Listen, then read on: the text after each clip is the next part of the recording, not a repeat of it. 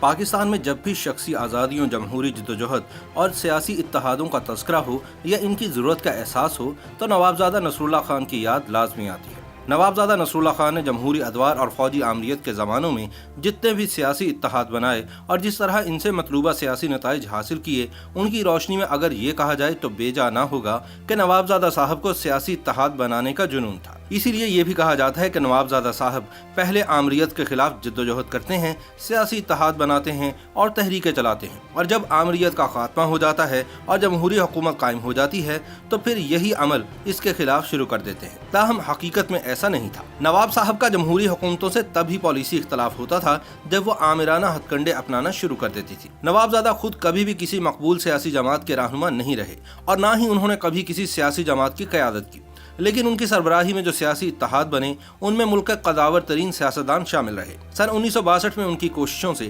General Ayub Khan کے خلاف محترمہ فاطمہ جناح کے حق میں اپوزیشن کا اتحاد نیشنل ڈیموکریٹک الائنس وجود میں آیا۔ ایوب خان کے خلاف ان کی مسلسل جدوجہد نے ہی ایوب خان کو گول میز کانفرنس کے انعقاد پر مجبور کیا۔ نواب صاحب اس اتحاد کے کنوینر تھے۔ سن 1970 میں نواب صاحب نے پیر پگاڑا کی سربراہی میں تمام اپوزیشن کو یکجا کر لیا اور سن 1977 کے انتخابات سے قبل 9 جماعتوں کا قومی اتحاد بنا کر بھٹو صاحب کی مقبول شخصیت اور مستحکم حکومت کے سامنے خم ٹھونک کر کھڑے ہو گئے۔ پھر بحالی جمہوریت کے لیے MRD کی بنیاد رکھی اور جنرل ضیاء الحق کو سن 1985 میں انتخابات کروانے پر مجبور کیا۔ سن 1988 کے انتخابات میں محترمہ بینظیر بھٹو کے وزیر اعظم بننے سے ملک میں جمہوریت آ گئی، لیکن نوابزادہ صاحب نے اس مرتبہ بینظیر بھٹو کی جمہوری حکومت کو گرانے کے لیے اپوزیشن کو اکٹھا کیا اور صدر غلام اسحاق خان نے بینظیر بھٹو کو گھر بھجوا دیا۔ سن 1990 میں نواز شریف اقتدار میں آئے تو نوابزادہ صاحب ایک مرتبہ پھر ان کی حکومت کے خلاف سرگرم ہو گئے اور پیپلز پارٹی کے ساتھ مل کر آل پارٹیز کانفرنس کی بنیاد رکھ دی، اور نواز شریف کی رخصتی کے بعد بینظیر دوسری مرتبہ اقتدار میں آئیں تو اس مرتبہ انہوں نے نوابزادہ صاحب کو ایک متبادل مصروفیت کے لیے تمام مراعات اور اختیارات کے ساتھ کشمیر کمیٹی کا چیئرمین بنا دیا۔ بینظیر بھٹو کی حکومت رخصت ہوئی تو انتخابات کے نتیجے میں نواز شریف وزیر اعظم بن گئے، لیکن اس مرتبہ بھی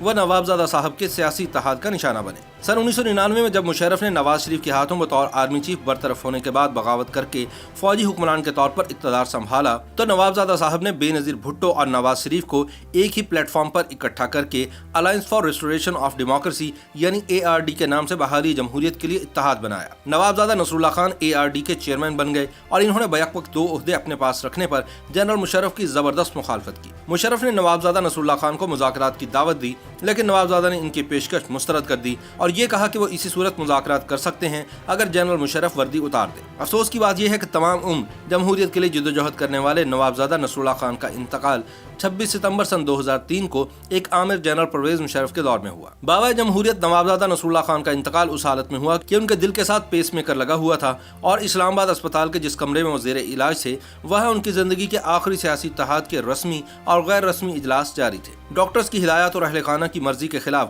وہ یہ اجلاس کروا رہے تھے۔ ان کا کہنا تھا کہ ان کی زندگی پاکستان اور جمہوریت سے زیادہ اہم نہیں ہے۔ ان کی موت اپوزیشن کے لیے ایک دھچکا اور مشرف حکومت کے لیے ریلیف کا پیغام تھی۔ نوابزادہ نصراللہ خان کو ان کے والد گرامی نواب امان اللہ خان کے پہلو میں سپرد خاک کیا گیا تو ان کی میت کے ساتھ پاکستان کی سیاست، جمہوری جدوجہد اور سیاسی اتحادوں کی ایک تاریخ بھی تہ خاک ہو گئی۔ وہ سیاست میں شرافت اور وفاداری کا اعلیٰ نمونہ اور پاکستان میں خلافت عثمانیہ کی آخری یادگار تھی۔ نوابزادہ کی کالے پھندے والی سرخ ٹوپی لاکھوں کے مجمع میں بھی انہیں منفرد اور ممتاز بنا دیتی تھی۔ یہ ٹوپی ترکوں اور خلافت عثمانیہ کے ساتھ ان کے دلی اور دائمی تعلق کا اظہار تھی۔ سلیقے اور اہتمام سے سلی ہوئی ان کی اچکن اور ہر چیز کی وفادار اور روایت پسند اشرافیہ کی نشانی تھی، جس کے نیچے قلف لگا شلوار کرتا پنجاب کے زمینداروں کی یاد دلاتا تھا۔ سخت گرمی میں جب اچکن پہننا ممکن نہ ہوتا تو وہ جنوبی پنجاب کا مخصوص کنٹھی دار اور پف شولڈر والا سفید کرتا استعمال کرتے۔ انہیں رنگین شلوار قمیض کے ساتھ شاید کبھی کسی نے نہ دیکھا ہو۔ ان کا مخصوص حقہ گھر اور دفتر کے علاوہ گاڑی اور بہت سی تقریبات میں بھی ان کے ساتھ ہوتا۔ نوابزادہ نصراللہ خان بلا کے مقرر تھے، وہ شاعر بھی تھے اور عوامی جلسوں میں سامعین ان کی زبان سے اشعار سن کر بہت محسوس ہوتے تھے۔ ان کا حافظہ بھی زبردست تھا۔ لاہور میں نکلسن روڈ پر انہوں نے ایک رہائش گاہ کرائے پر لے رکھی تھی جہاں سیاسی اجلاس منعقد ہوتے تھے۔ وہ یہاں اپنے دوستوں اور صحافیوں کے ساتھ بھی گپ شپ کیا کرتے تھے۔ اس میں کوئی شک نہیں کہ انہوں نے تمام عمر جمہوریت کے لیے جدوجہد کی۔ ان کا حقہ اور ٹوپی بھی بڑے مشہور تھے۔ یہ دونوں اشیاء ان کی شخصیت کا لازمی جز تھے۔ ان کا تعلق سیاستدانوں کے اس قبیلے سے تھا جس کا کرپشن سے دور دور تک کوئی واسطہ نہ تھا۔ نوابزادہ نصراللہ خان ایک بے داغ شخصیت کے مالک تھے۔ انہوں نے جتنی بھرپور زندگی گزاری اور اپنے آپ کو جس طرح جمہوریت کے لیے وقف کیا اور آمروں کے خلاف جس پامردی سے لڑتے رہے، اس کی جتنی تحسین کی جائے کم ہے۔ नवाबजादा नसरुल्लाह खान सिर्फ एक शख्स और फर्द नहीं थे, बल्कि वो अपनी ज़ात में एक अंजुमन, एक अहद, एक इदारा, एक दबिस्तान और एक मुकम्मल तहजीबी दौर थे। बाजार सियासत की चहल पहल कल भी बरकरार थी, आज भी बरकरार है और आइंदा भी बरकरार रहेगी। इसके बावजूद इस बाजार के सयाहों को बरसों और अशरों तक रह रह कर नवाबजादा नसरुल्लाह खान की याद आती रहेगी। किसी ने सच ही तो कहा था कि नवाब साहब अपनी वजह के आखिरी सियासतदान थे।